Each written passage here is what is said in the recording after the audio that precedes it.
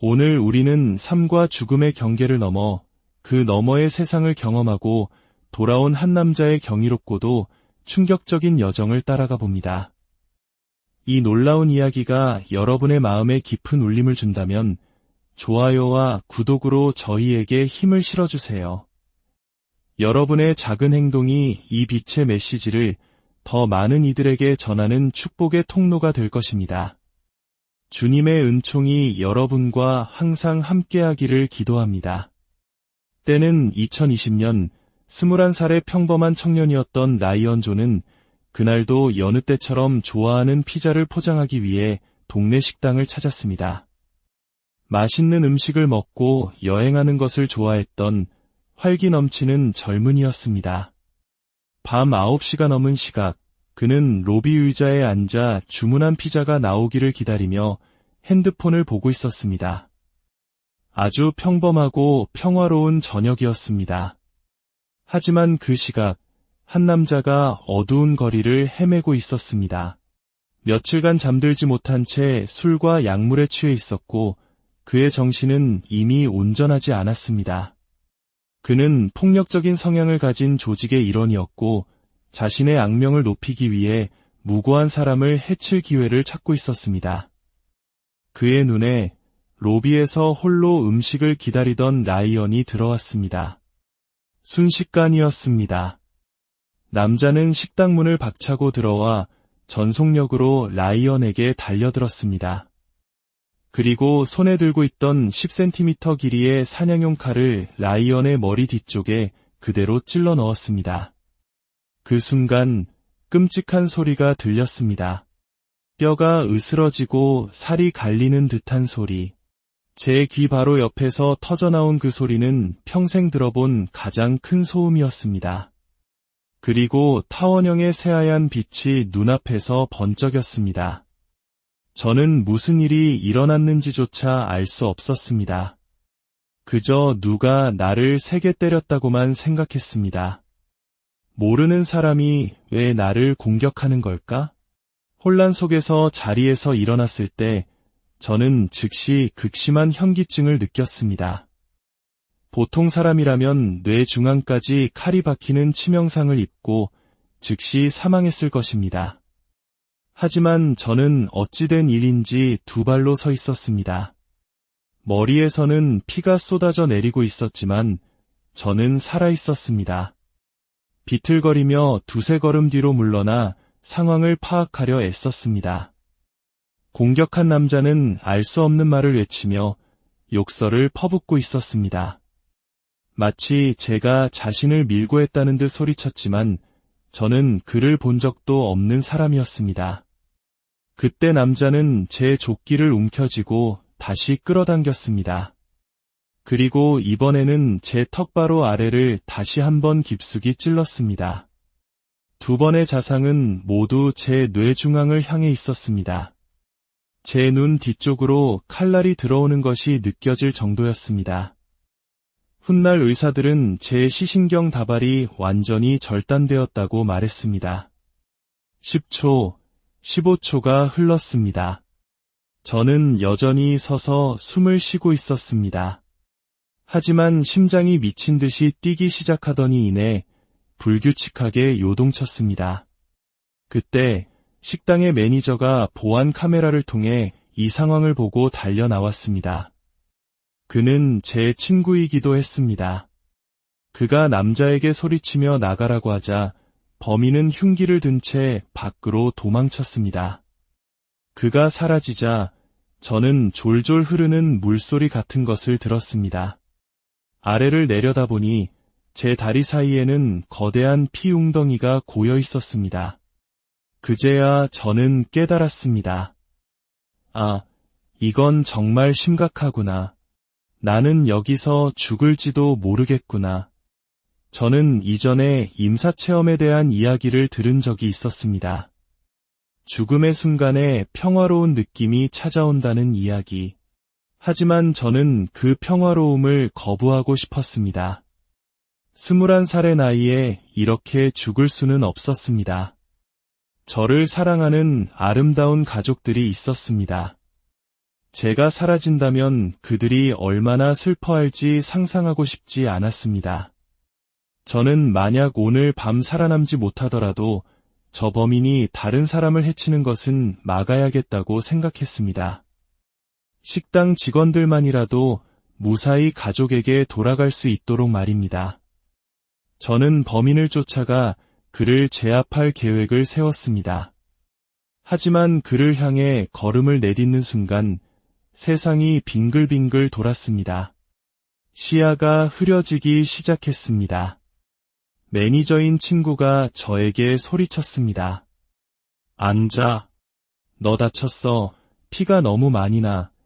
그때 주방에서 나온 한 여직원이 저를 보고 비명을 지르며 울기 시작했습니다.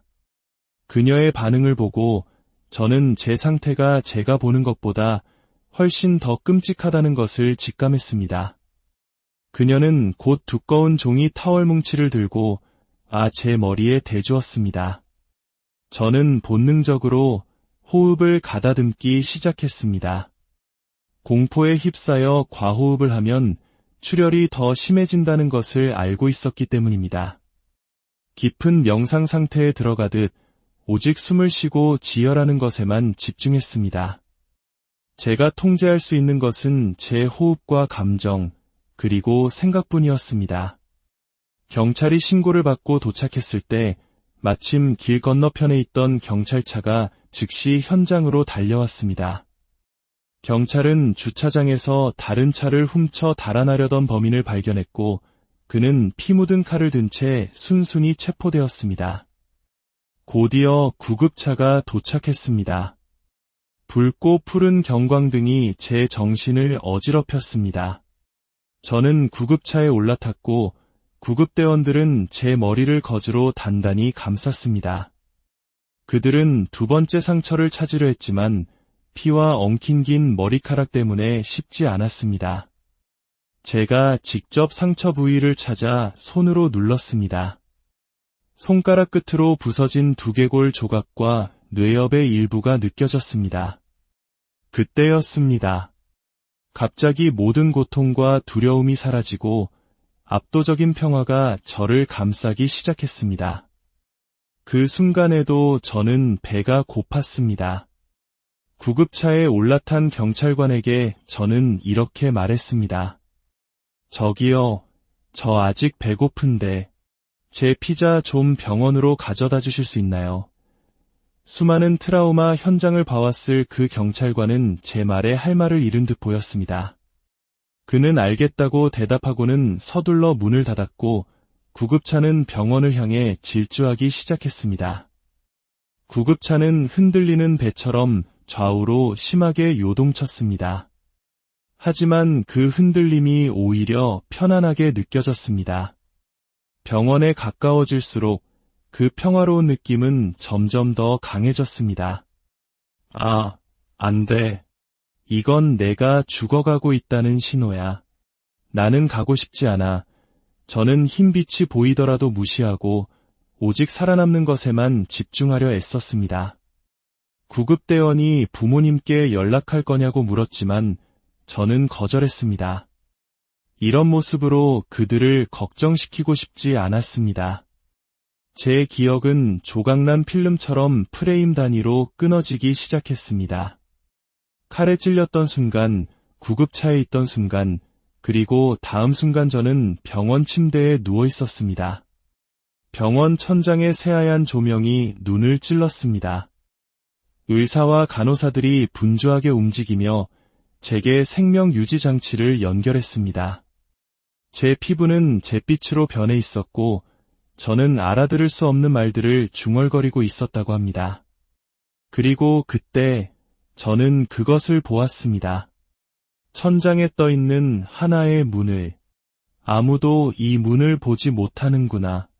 오직 나만 볼 수 있구나. 그렇다면 이것이 끝이구나. 저는 제 의식이 육체에서 분리되어 제 위쪽에 결정체처럼 떠오르는 것을 느꼈습니다. 문틈 사이로 새어나오는 흰 빛이 보였고 아름다운 폭포수 소리가 들려오기 시작했습니다. 처음에는 그 소리가 제 머리에서 피가 쏟아지는 소리라고 생각했습니다. 하지만 소리는 점점 더 선명하고 아름다워졌습니다. 그 순간 시간의 흐름이 변했습니다. 제 주변의 시간은 광속처럼 빠르게 흘러갔습니다.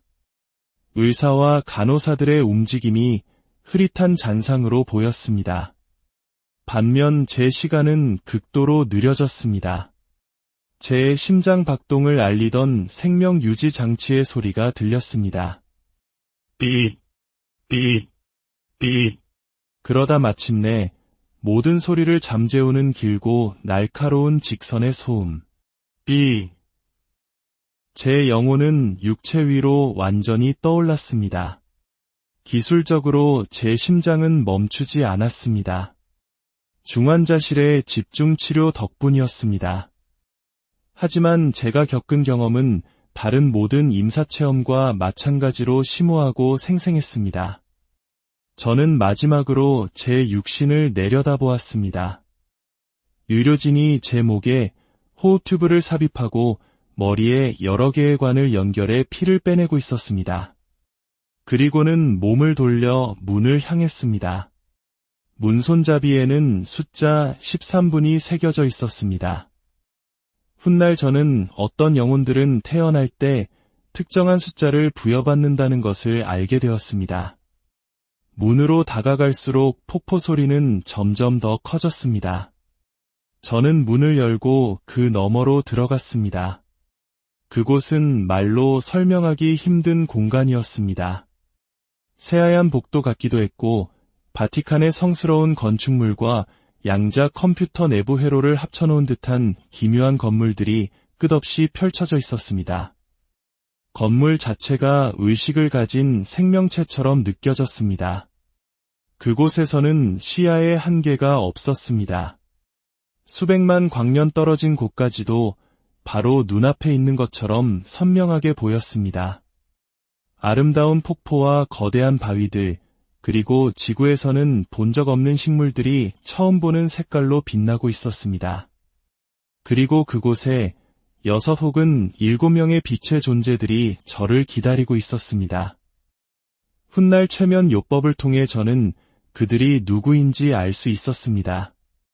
그들은 모두 먼저 세상을 떠난 제 가족들이었습니다. 그들은 모두 가장 건강하고 행복했던 20대와 30대의 모습이었습니다.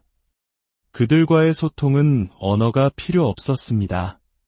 텔레파시처럼 제가 겪은 모든 삶의 이야기가 순식간에 전달되었고 그들은 깊은 이해와 사랑으로 저를 받아주었습니다.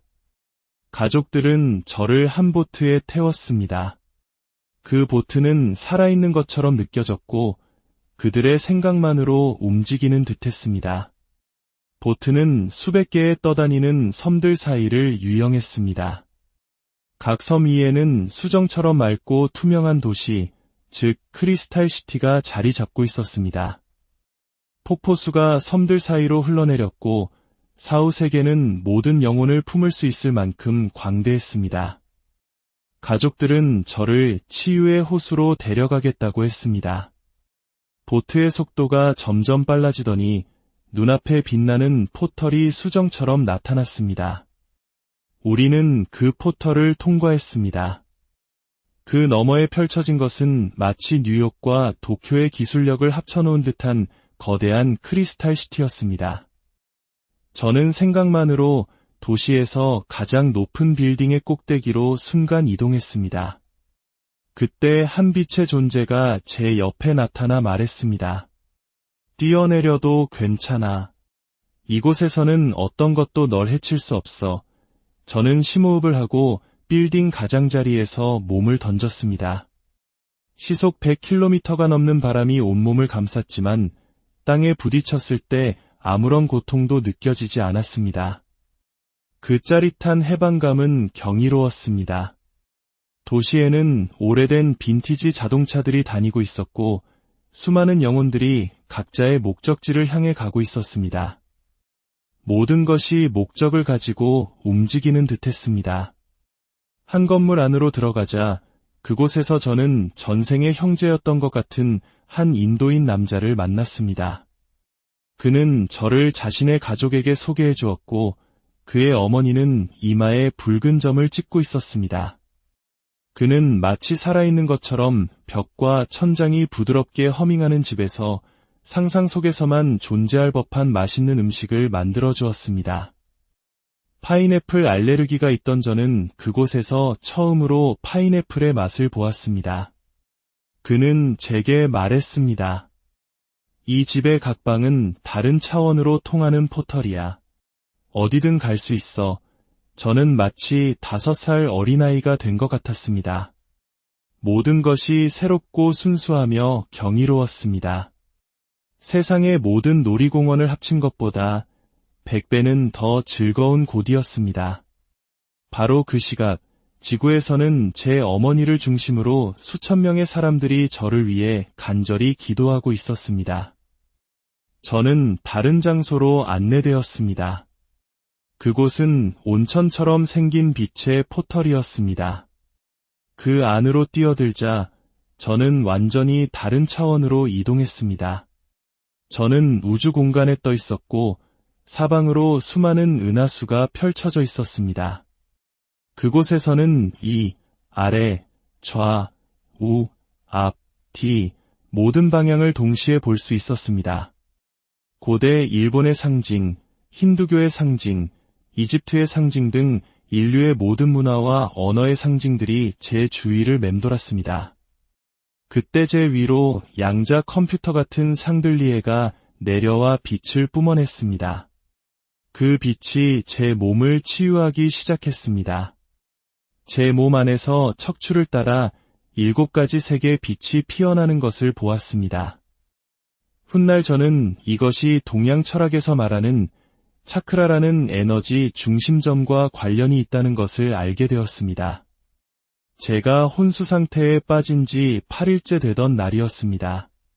병원의 의사들은 제 뇌 스캔 사진을 보며 경악했습니다. 수많은 사람들의 기도가 이어지는 동안 분리되었던 제 뇌엽이 퍼즐 조각처럼 다시 붙기 시작했고 머릿속에 피가 사라지고 있었습니다.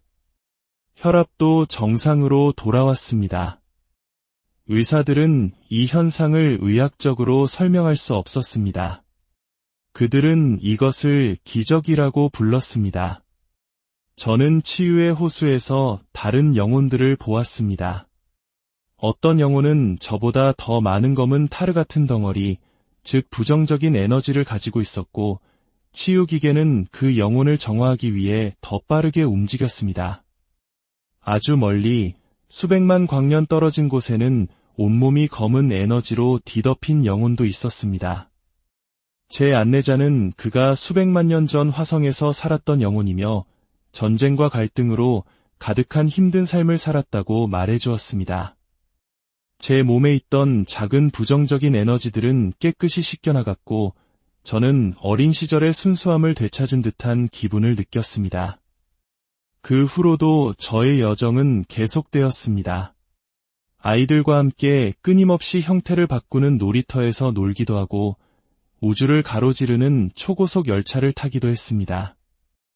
열차 밖으로는 수많은 크리스탈 시티와 행성들이 스쳐 지나갔습니다.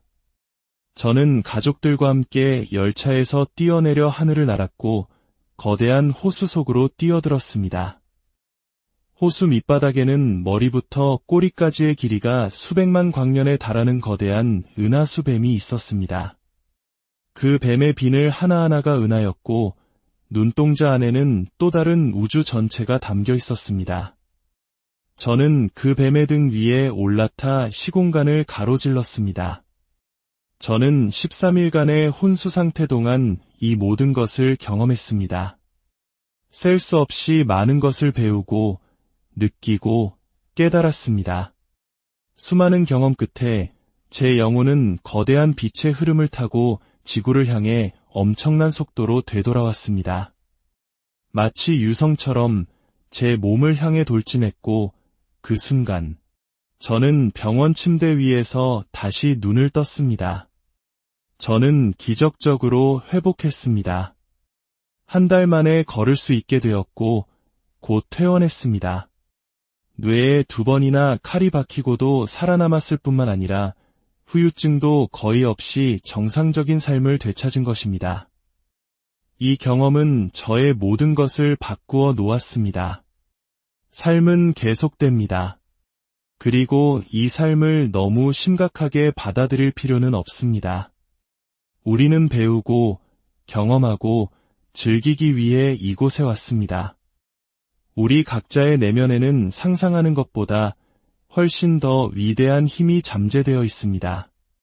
저 너머의 세계는 언제나 우리와 연결되어 있고 우리를 지켜보며 인도하고 있습니다.